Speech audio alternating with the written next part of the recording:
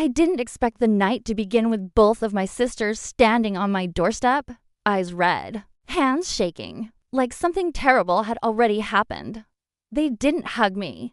They didn't even say hello. The first words out of Emma's mouth were, "We need you to promise something before we come inside." Right there in the cold hallway. Light, my stomach dropped. Because people don't ask for promises at 9:47 p.m. unless the truth is dangerous. What kind of promise? I asked. Lily glanced down the empty street like someone might be watching. Then she whispered, "You can't. Tell our husbands we were here. No matter what happens tonight. No matter what happens." Those 5 words settled in my chest like a stone. I should have said no. I know that now. But in that moment, all I saw were my 2 older sisters. The same ones who used to sneak me candy after Mom said no. The same ones who protected me from everything growing up. Standing there like they were about to fall apart.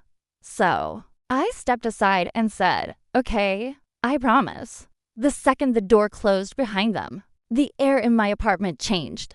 Emma paced near the kitchen counter, twisting her wedding ring so hard I thought it might snap. Lily stayed quiet, hugging her arms, eyes moving around my living room like she'd never seen it before, even though she'd been here a dozen times. Nobody spoke for almost a full minute. I could hear the refrigerator humming, a car passing outside, my own heartbeat, louder than anything else. Finally, I asked the question that had been sitting in my throat since they arrived. "What's going on?" Emma stopped pacing, but didn't turn around. Lily answered instead. "We did something," she said softly. "Not we're in trouble. Not we made a mistake. Just we did something, and somehow that felt worse." I tried to keep my voice calm. "Okay, what kind of something?" They looked at each other. One of those silent conversations siblings have without words. Emma's eyes filled with tears first. "If Mark finds out," she whispered, "he'll leave me. And if Jason finds out," her voice cracked completely, "it'll destroy everything. Jason and Mark. They're husbands, good men. The kind who show up early to family dinners and help wash dishes without being asked." Which meant whatever this was, it wasn't small. I felt a slow pressure building behind my ribs, the kind that warns you your life is about to split into before and after. "Just tell me," I said. Lily shook her head quickly. "Not yet. We needed somewhere safe first." Safe? That word hit differently because my apartment had never been the safe place before. I was the youngest, the one who needed help, not the one people ran to. But tonight, something had flipped. Emma finally turned toward me, tears sliding down her face in quiet, steady lines. "You're the only person who might understand," she said. "Not Mom, not friends, me." And that scared me more than anything else. I led them to the couch. My hands felt numb, like I was moving through someone else's life. I noticed strange details, the time glowing 10:12 on the microwave, a receipt on the table from coffee that morning. Emma's mascara smudged under her eyes. Normal things, ordinary things. But the silence between us was anything but ordinary. Lily kept opening her mouth like she wanted to speak, then stopping. Emma kept wiping tears that wouldn't stop coming. Every second stretched. Tighter. Finally, I said the one thing I was afraid to ask. "Did someone get hurt?" Both of them shook their heads fast. "No," Emma said. "Nothing like that." Her answer should have relieved me. It didn't. Because if no one was hurt, then whatever they'd done was something else entirely. Something quieter. Something that could ruin lives without leaving a single bruise. And deep down, before they even told me the truth, I felt it. This wasn't just their secret anymore. The moment I said, "I promise," it became mine, too. I had no idea that by midnight, I wouldn't just be keeping their secret. I'd be standing in the middle of it. And what my sisters would do for me before the night ended was something I still don't know how to explain. Emma was the one who finally broke. She stood up so fast the coffee table rattled. "We kissed someone," she said. Just like that. No build-up, no soft landing. The word kissed hung in the air like smoke. Lily's face twisted immediately. It wasn't just that. My stomach dropped. "Start at the beginning," I said. Emma covered her face. Lily took over. "It was supposed to be harmless," she said quietly. "A stupid girls' weekend in Scottsdale. No husbands, no kids, just us." I remembered that trip. They'd sent photos, poolside drinks, matching sunglasses, hashtags about sister time. Normal, safe, except clearly, it hadn't been. There was a group at the cabana next to us. Lily continued. 3 guys around our age, funny, harmless. At least that's what we thought. Emma let out a sharp laugh. That sounded nothing like humor. "They bought us drinks," she said. "We flirted. It felt easy. Too easy," Lily added. I felt my jaw tighten. "Did you sleep with them?" I asked. Both of them looked at me at the same time. "No," Emma said quickly. "Not like that." But she couldn't hold my eyes. Lily's voice dropped. We went back to their rental house. The room felt smaller. I could hear my pulse in my ears. For what I asked, even though I already knew the answer, just to keep the night going, Lily said defensively. "Music, more drinks, dancing."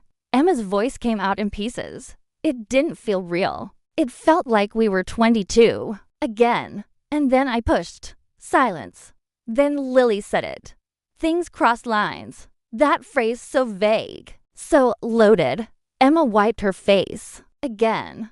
"We kissed them, both of us. And not just once." And I asked. Lily swallowed hard. There were phones. I felt it before she even finished the sentence. "They recorded it," she said. Everything inside me went cold. "What do you mean recorded?" My voice sounded unfamiliar, like someone else was speaking through me. Emma's shoulders started shaking. They were filming. At first, we thought it was just dumb party videos. But when we asked them to stop, they laughed. Lily pulled her phone out of her purse with trembling hands. "They sent this yesterday." She turned the screen toward me. A text thread. Unknown number 1003. Hope your husbands never see these. Below it, a video thumbnail. Emma's face. Lily's face. Too close to another man's. I felt something heavy settle in my chest. "How much do they want?" I asked quietly. Emma's eyes widened. "You knew?" I nodded. Because this wasn't just a mistake. It was leverage. 5,000 each. Lily whispered. "Where they send everything to Mark and Jason and posted. $5,000. For one night of pretending they were someone else." "Did you pay them?" I asked. Emma shook her head violently.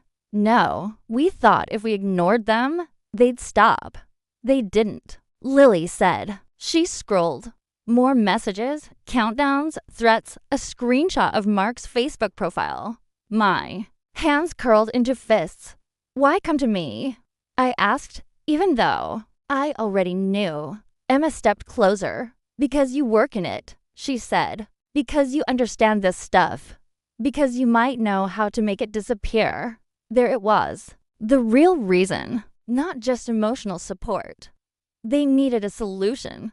They needed someone who could fight back without their husbands ever knowing. And I'd already promised. "When's the deadline?" I asked. "Midnight," Lily said. I checked the microwave clock. 10:41 p.m. an hour and 19 minutes. My entire body shifted into a different mode. "Forward me everything," I said. "Every message, every number. Don't reply to them again." Emma grabbed my arm. "If Mark finds out, he's done. He told me once, cheating is the one thing he could never forgive." The word cheating hung heavy because that's what this was. Doesn't matter how far it went. Doesn't matter what they call it. Lines were crossed. But right now, this wasn't about morality. It was about damage control. I walked to my desk and opened my laptop. My fingers hovered over the keyboard. "Are their faces visible?" I asked. Yes, Lily whispered, clear enough to identify. Emma nodded. I exhaled slowly. Okay. Then we don't pay. Both of them froze. What? Emma said. If you pay once, they ask for more. I said calmly. This isn't about $5,000. It's about control. Lily's voice trembled. So, what do we do? I looked at the time. Stamp again. 11:02 p.m. and 58 minutes. And then I made a decision that would change everything. We make them panic first. Emma stared at me like she didn't recognize her little brother anymore. What does that mean? I cracked my knuckles. It means tonight, I said quietly. We stopped being victims. They didn't know it yet, but by the time midnight hit, their secret wouldn't be the only thing on the line. And what they would do for me in return would make this whole nightmare feel small. 11:07 p.m. The countdown was real now. Emma and Lily stood behind me as I opened a private browser window and started tracing the number. That had texted them. Burner app masked routing, but not perfect. Nothing digital ever is. They think you're scared. I said quietly. That's why they're pushing. Emma's voice shook. We are scared. I know, I said, but they can't know that. Another message buzzed on Lily's phone. 11:12 p.m. clock's ticking. My jaw tightened. Send them this, I said, typing fast and sliding the phone back to her. She read the message out loud, her voice barely steady. We've already forwarded everything to our attorney. Distribution of intimate media without consent is a felony in Arizona and Washington. This number is being traced. Emma sucked in a breath. Is that true? Half true, I said. Which is enough. Lily hesitated. Send it